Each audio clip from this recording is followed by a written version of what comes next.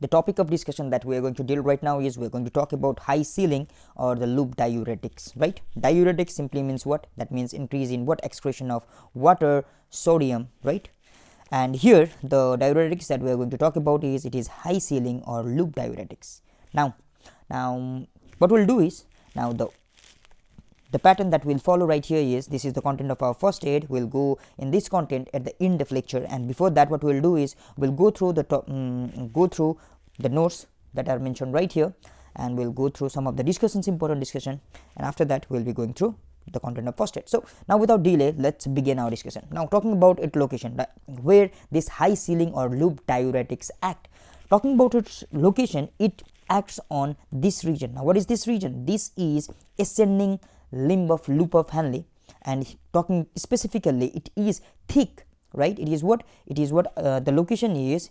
The location where it will act is, it is our thick, right, ascending limb of loop of Henle, right? Okay, this is the region that we are going to talk about. Now here in this region, in thick, right, thick ascending limb of loop of Henle, what we'll find is there is the symphotor, right? There is our transporter right here, and the transporter is our what? The transporter is the one that will what? That will help in reabsorption of sodium, potassium and 2 chloride. As you can see, there are 2 positive charges. As you can see, there are how many positive charges right here? This sodium is 1 positive charge and potassium is another positive charge, and we have got what? 2 chloride, right? 2 chloride. So it is electrically neutral transporter. So what this transporter does is, this transporter, right, it helps in reabsorption of sodium, potassium and 2 chloride in the region of this thick ascending limb of loop of Henle. So what will happen is that these loop diuretics, it will what? It will inhibit this transporter as okay, let us see through this diagram. Now what loop diuretics will do is they will cause inhibition in this region. As this region will be inhibited, what will happen? There will be no reabsorption of sodium, potassium and chloride, because of which the concentration of sodium will be high in our this. What is this? This is thick ascending limb of loop of Henle, and it will be excreted, right? It will be excreted, and that is how the diuresis takes place.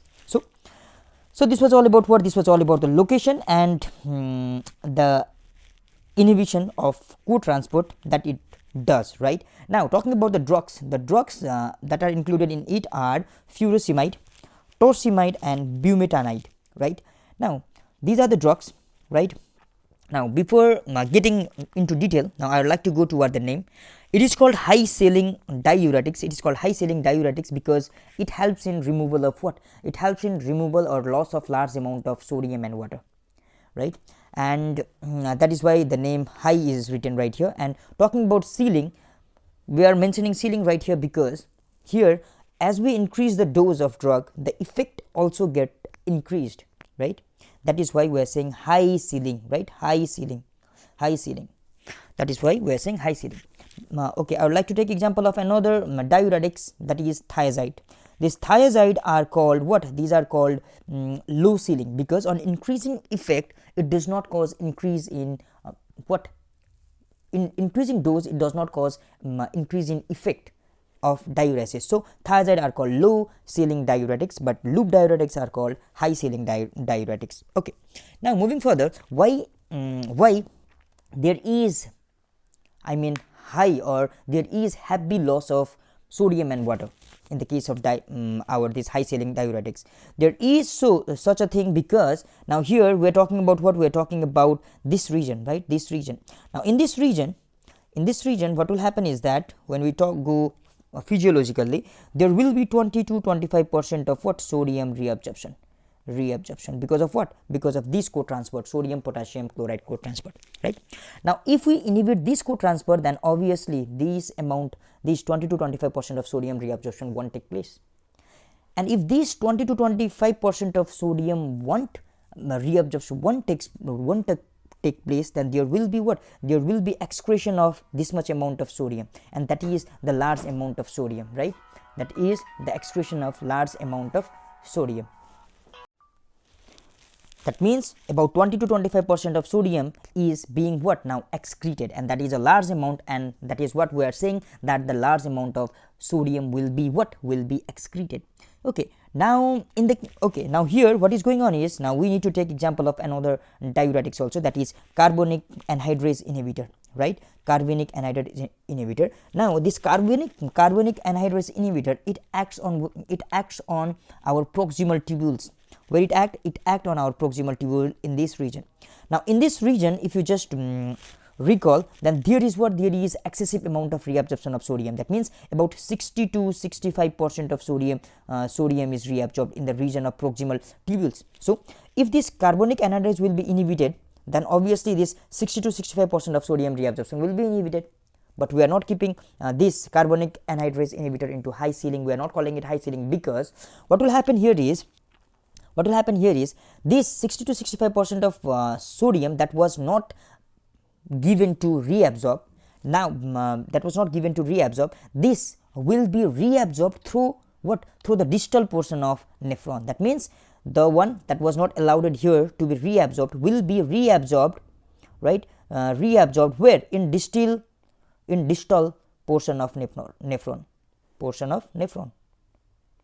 right? So that means here it is not able to show maximum effect, because the sodium that is prevented to reabsorb is again reabsorbed in what? In distal portion, right? In distal portion of nephron. But here in the case of our loop diuretics, what will happen is that the 20 to 25% of sodium that was not allowed to reabsorb will not be it will not get chance to get reabsorbed again, because distal to of this region there will not be maximum reabsorption of sodium. That means it will miss its chance of getting reabsorbed. That's why it is so efficacious or highly efficacious.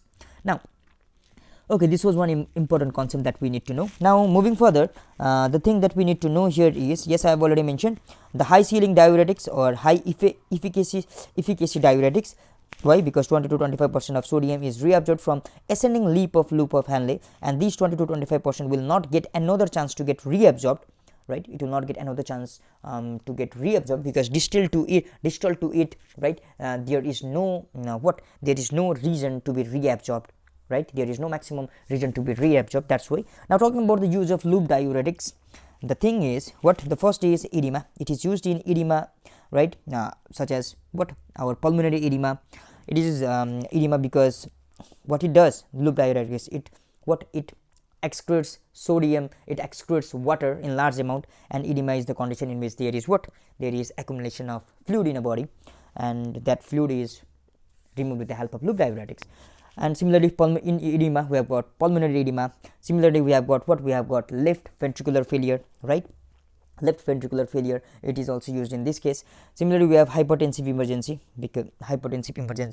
because with the use of loop diuretics, right, it causes sudden decrease in sodium and water in body, and these sudden decrease in sodium and water in body cause what? It cause reduction in blood pressure, and that is what we need in the case of hypertensive emergency. That's all. Now moving further, what we have is we have bromide and iodide poisoning. Now this bromide and iodide poisoning, it is also used in the case of bromide and iodide poisoning, because as we have mentioned that this what are the sodium or this potassium and 2-chloride co-transport, right? If this co-transport will be inhibited, then there will not be reabsorption of what? This chloride, right? And if there will be no reabsorption of this chloride, then it will be excreted in our urine. Similarly, along with this chloride, we have got bromide and iodide, which also works through, or which also is reabsorbed through what? This co-transport. But here, since it is inhibited, so these, in the case of poisoning of bromide and iodide, what will happen is that they will not get reabsorbed and they will be excreted in urine, and that is what we need in case of bromide and iodide poisoning. So similarly, hypercalcemia, it is used in the case of hypercalcemia. One important difference between between our loop diuretics and thiazide is that thiazide loop diuretics, it loses calcium. That means there is excretion of calcium. So, but in the case of thiazide, what it does is it does not lose calcium. It increase calcium concentration in serum. Okay, what it does is it does calcium. Okay, now it does is it increases calcium concentration in serum. It does not cause loss or excretion. So it is used in the case of hypercalcemia, right? Hypercalcemia. So now here another thing that I would like to mention here is, okay, yes, I think you are clear.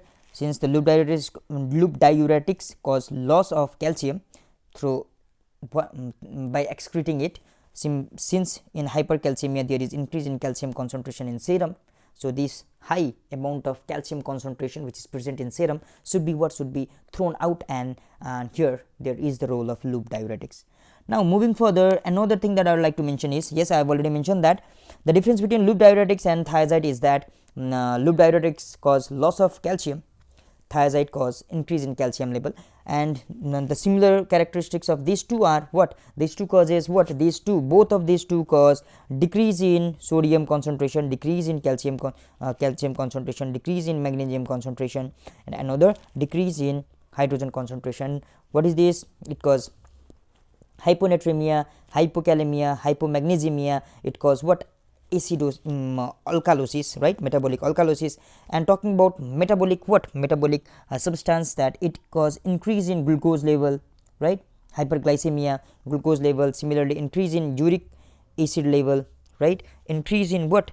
Lipid level, and this is what? Hyperlipidemia, right? These are what? These are the common feature of loop diuretics and our what? Our thiazide, right? Now okay, this was about what? This was about our notes.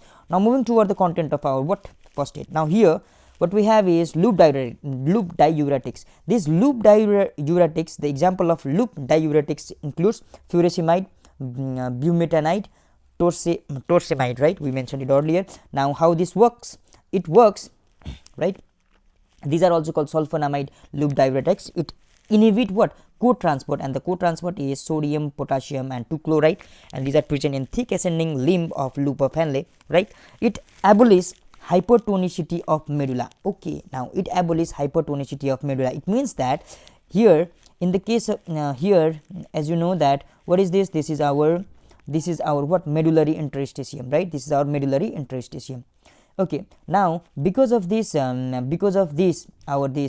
co-transport, right? Sodium, potassium and chloride co-transport, there is what? There is reabsorption of our this solute into what? Medullary interstitium, because of which there was what? There was high concentration of solute in the case of our this medullary interstitium, right? There was high solute in medullary interstitium because of this co-transport. Because okay, now what we are doing is that we are inhibiting this co-transport. Now as we are inhibiting this co-transport, this solute will not be able to diffuse out, or they will not be carried out, and if they will not be carried out, then here the hyperosmolarity in the region of medullary here in the medullary interstitium will be what? Will be not maintained, right? It will not be maintained. Because why? Obviously if solute will not come here, if it will be blocked right here, then obviously the solute that was causing hyperosmolarity in this region now will not cause a hyperosmolarity, and that's also here it is written that it will abolish hypertonicity. It is similar to hyperosmolarity, same thing of medulla, preventing concentration of urine. That means it will not, now because of abolishment in hypertonicity of medulla, there will be prevention in concentration of urine. That's all. Now it is associated with PGE, that means what? Prostaglandin, right? Now it will help in increasing prostaglandin PGE level, and these prostaglandins are what? These causes vasodilation, and as they cause vasodilation, they will decrease preload, right? And as they will decrease preload, what will happen is that they will decrease left ventricular filling pressure, right? Left ventricular filling pressure. As they will decrease left ventricular filling pressure, what will happen? It will decrease myocardial contractibility. What it will cause? It will decrease myocardial contractibility, and this will give relief from what? Congestive cardiac failure and pulmonary edema. So that is the role that is does here in prostaglandin. As we have discussed, it increases prostaglandin level that will cause vasodilatory effect on different afferent arterioles, right?